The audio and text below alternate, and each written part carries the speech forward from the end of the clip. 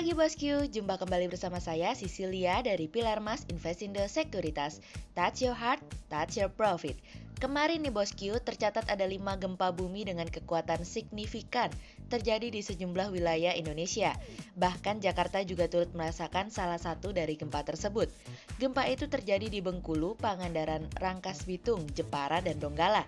Getaran gempa di Rangkas Bitung sebesar 5,4 magnitudo tersebut yang dirasakan hingga ke Jakarta nih bosku. Wah, sepertinya alam mulai bergejolak ya bosku. Untung saja gempa-gempa tersebut tidak menimbulkan korban jiwa maupun material ya bosku. Nah, seperti biasa kita akan mulai saja nih market review kita hari ini Rabu 8 Juli dengan episode Sebuah Cerita. Maka dari itu jangan kemana-mana ya bosku, tetap di channel Pilar Mas Investindo Sekuritas. Touch your heart, touch your profit. Pionir Sekuritas Channel di Indonesia.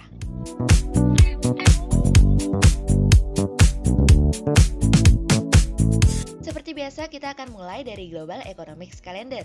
Ada berita dari US Job Openings yang naik dari sebelumnya 4.996 menjadi 5.397.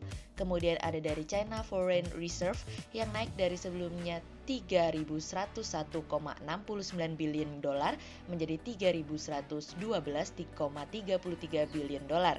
Kemudian ada dari Japan Labor Cash Earning Year on Year yang turun dari sebelumnya minus 0,6% menjadi minus 2,1%. Kemudian kita beralih ke corporate news. Ada berita dari PT Forza Land Indonesia Tbk atau FORZ yang meraih penjualan 4,4 miliar rupiah hingga periode 31 Maret 2020, naik dibandingkan penjualan 1,66 miliar rupiah di periode yang sama di tahun sebelumnya dari iqplus.info. Kemudian ada dari PT Atlas Resources Tbk atau ARI yang pendapatan usaha sebesar 12,01 juta US dollar di kuartal 1 2020 atau merosot 80,87% year on year dibandingkan hasil pendapatan usaha di kuartal 1 2019 sebesar 62,80 juta US dollar dari kontan.co.id. Kemudian ada dari PT Borneo Olah Sarana Tbk atau BOS yang meraih penjualan bersih 137,33 miliar rupiah hingga periode 31 Maret 2020, naik dari penjualan bersih 101,78 miliar rupiah di periode yang sama di tahun sebelumnya dari iqplus.info. Kemudian pada perdagangan hari Selasa tanggal 7 Juli 2020, IHSG ditutup melemah 1 poin atau 0,04% menjadi 4.987. Sektor properti, barang konsumsi, dan industri dasar menjadi kontributor terbesar pada penurunan IHSG kemarin. Investor asing membukukan pembelian bersih sebesar 377,4 miliar rupiah. Kemudian kita akan mulai market review hari ini. Cerita hari ini datang dari sebuah cerita dari Australia. Bank Sentral Australia kemarin menyampaikan bahwa mereka memperhatikan kekhawatiran pada prospek rumah tangga dan bisnis tentang kesehatan dan ekonomi yang dimana hal tersebut membuat Australia kembali mendapatkan guncangan akibat adanya wabah virus corona yang membuat prospek pemulihan menjadi terhambat. Gubernur Bank Sentral Australia Philip Lowe pada akhirnya mempertahankan tingkat suku bunga tidak berubah di 0,25% seperti yang sudah diprediksi sebelumnya. Lowe mengatakan bahwa ketidakpastian mengenai situasi dan kondisi mengenai kesehatan dan prospek perekonomian masa depan membuat banyak kalangan bisnis menjadi lebih berhati-hati karena hal tersebut mempengaruhi rencana konsumsi dan investasi di masa depan.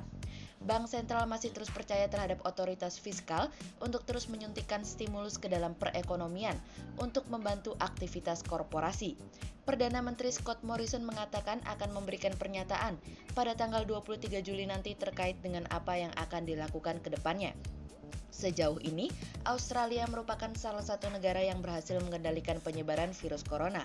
Namun sayang, peningkatan kembali terjadi.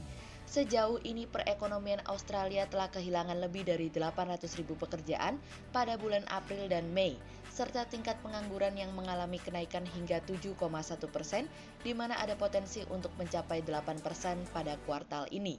Low mengatakan bahwa mereka yakin bahwa inflasi akan terus berlanjut dengan target kisaran 2 hingga 3%. Sejauh ini indikator di Australia menunjukkan bahwa masa-masa yang terburuk sudah berlalu meskipun prospek perekonomian masih belum pasti tergantung bagaimana menangani virus corona. Kemudian cerita selanjutnya datang dari begitupun cerita dari Malaysia.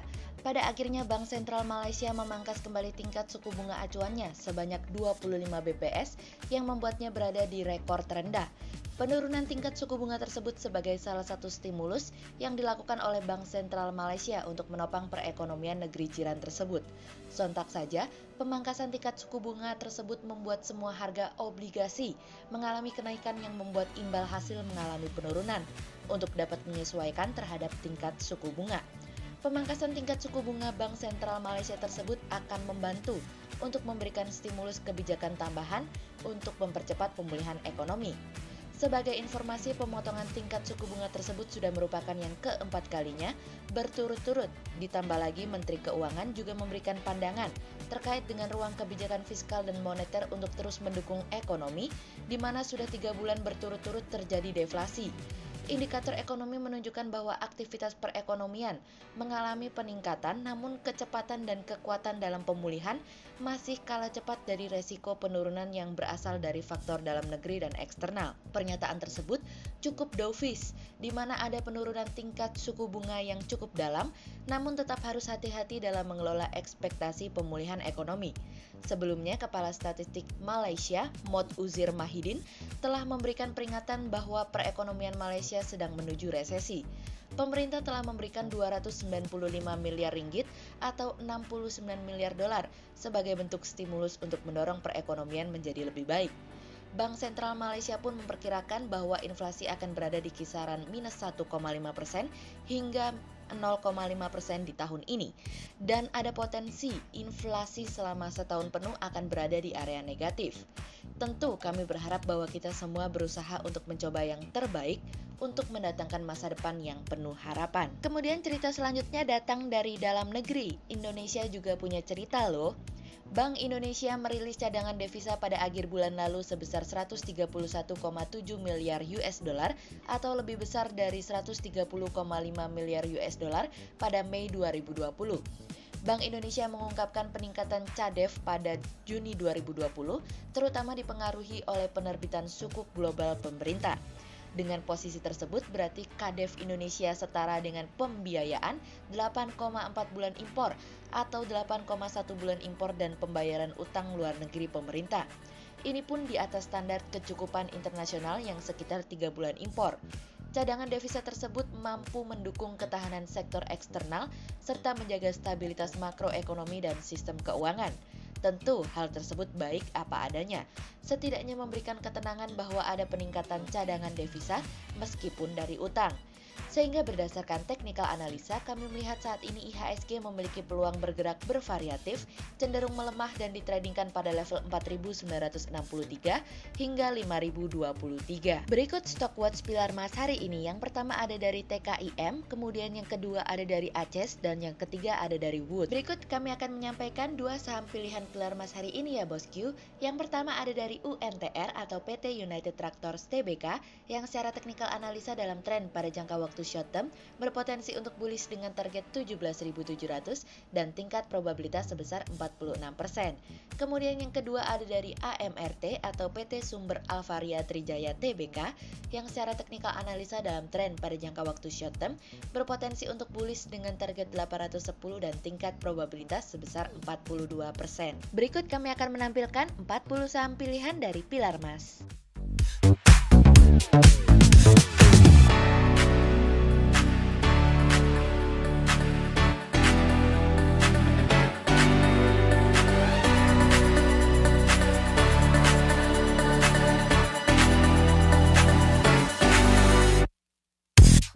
Sekian untuk review market kita kali ini ya bosku. Untuk lebih lengkapnya bosku bisa mengklik link di bawah video ini atau bisa juga langsung akses ke website kami di www.pilarmas-investindo.co.id. Dan jangan lupa untuk selalu jaga kesehatan buat para bosku ya. Kita akan bertemu lagi besok pagi untuk market review yang berikutnya. Jadi jangan lupa like, subscribe, dan tonton terus channel Pilar Mas Investindo Sekuritas. Touch your heart, touch your profit. pionir sekuritas channel di Indonesia.